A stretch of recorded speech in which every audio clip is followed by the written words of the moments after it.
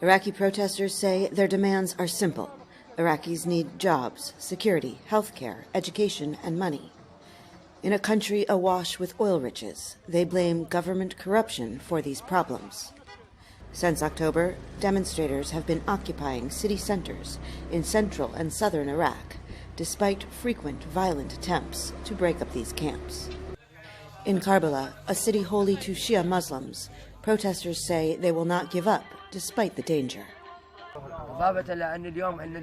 They are treating us like animals, not humans. We will not go back to our homes until they provide all the services we need. All the people who died, all the widows and orphans are left with nothing. The injured, the young, the old, and people like me have no rights. The government has destroyed us. Far to the north in Mosul, an almost entirely Sunni Muslim city, ruled just a few years ago by Islamic State militants. Activists say they support the protests, but they are reluctant to take to the streets for fear of sparking a new wave of violence or being branded as terrorists.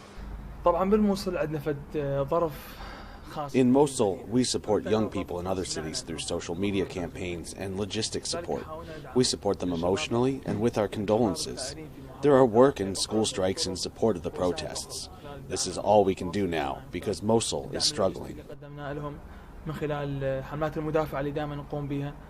Irbil is another northern city and the capital of the Kurdish region. It is generally considered safer than other parts of Iraq, and the people are more financially secure.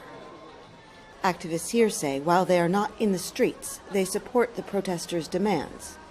But the fear of more violence is hurting the region's economy, say some residents. People around here are afraid to buy anything new. Our business is down 75%.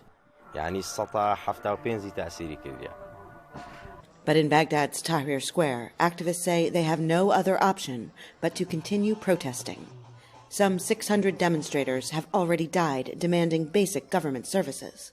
Those occupying the square have no plans to leave, despite daily threats of violence. I am here in Tahrir Square and I will not leave.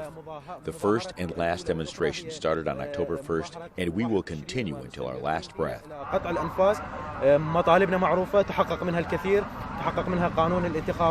Newly appointed Iraqi Prime Minister Mohammed Tawfiq Allawi has said he will work to meet the protesters' demands. I call for immediate dialogue with the peaceful protesters to work toward achieving their legitimate rights in accordance with law and constitution.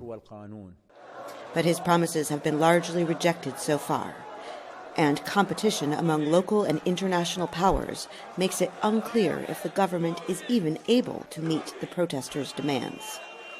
Meanwhile, activists across the country vow they will not be silenced. Heather Murdock, VOA News, Baghdad.